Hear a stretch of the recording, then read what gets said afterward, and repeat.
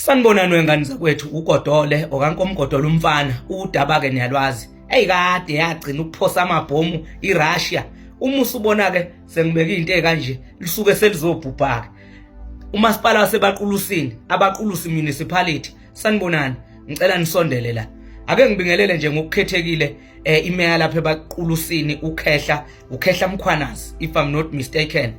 Ngiyabona nje lokho Khehla ukufaka unkosikazi wakho lapha kumasipala nendodana yakho nezihlobo zakho lokho ngiyakubona okwangelinye ilanga sizobuye sikubone.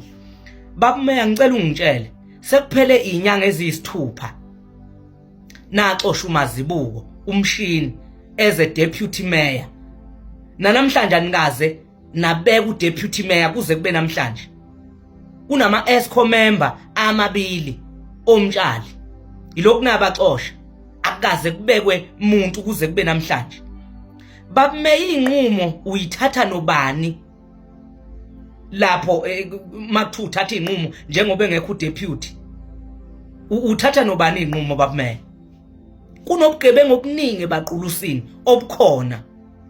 Lalelani ke nginichazele uThula Sizwe Buthelezi wayisenda ngithi incwadi eyayigunyaza ukuthi uMazibuko noNtuli ababuyiselwe ekhundleni zabo. Angini ngiyangizwa uMazibuko kwathiwa ababuyele ezikhundleni zabo. Nanga usibonga uMadlamini Dube.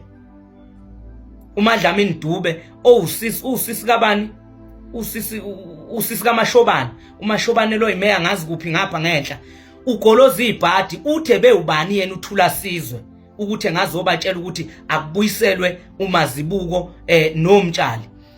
Wayesho kanjena usibonga lo uMadlamini Dube. Angithi manje oMazibuko kukhona lento ekuthiwa amakhono noma ngazi ibizwa ngani. Lo uMazibuko ungale kuNtuli. Lo usibonga ungale kuHlabisa. Amakhola wasekhona nje nkatheni. Ngalesikhathi nenza lamakho wesibonga Dube Dlamini. Nicabanga ukuthi umphakathi useviseka kanjani? Ngifuna ukwazi lokho ukuthi umphakathi useviseka kanjani. Inyanga ezisithupha phelile engekho udeputy mayor bemisiwe nomtshali. uThula Sizwe wathi ababuyisele. Usibonga wala ukuthi bebuyisele ngoba bakumakho angefani. Lo uMazibuko bangakuNtuli yena ungakuHlabisa balwa izimpi ngomphakathi. Ngifuna nje ukunibonisa umasipala waseBaqulusini ukuthi ubole kanjani. Zonke izinto zakhona bengibhala phansi. KunoShelembe lapha weDA, uShelembe weDA onje noSibonga uMadlamini Dube banje yena lo uShelembe ucuthele ngezinga eliphezulu ukuba udeputy mayor ngoba uzwana nobani noSibonga lapha kumasipala.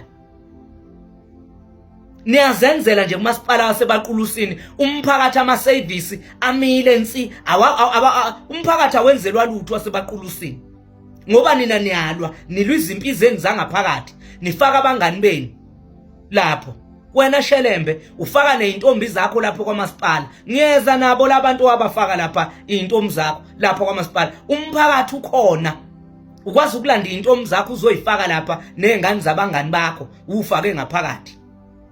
uShelembe nginibekela nje yonke into ngifuna ngizanani kancane kanje ebese kuba khona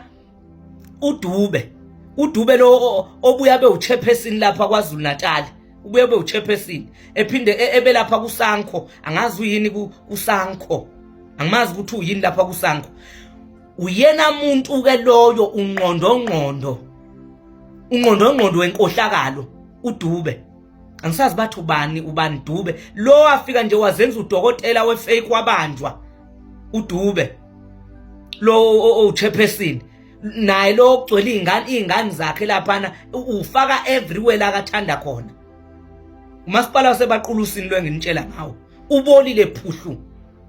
Bantu baseBaqulusini isikhathi sokuthi nisukume nibamba umkhonto ngesandla nigwaza amavaka enkatha lapha kunenkatha kuneDA kuneANC benza icorruption olwazalwa.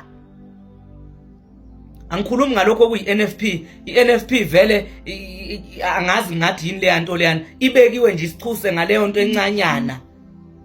Ngeke ngikhulume ngayo ilapha kuMashobane. Ilento nje ngizonitshela yona ukuthi lalelani webafowethu, ulalelani bantu basebaqulusini. Isikhathi manje sokuthi nizenzele ushintsho nina. Sebenidlale kakhulu, banichaphaze kakhulu laba.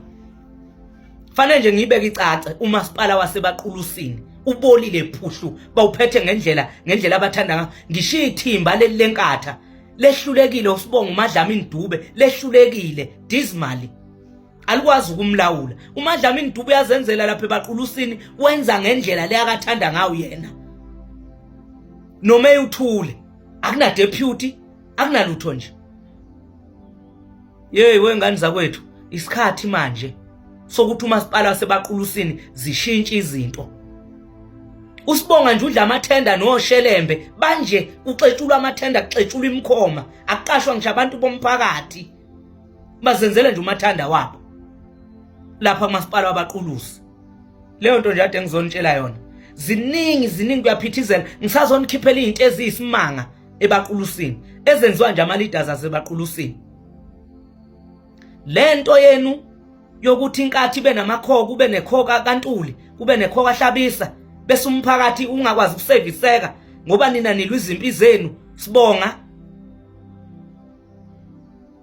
ilokho nje ade ngizonichazela khona.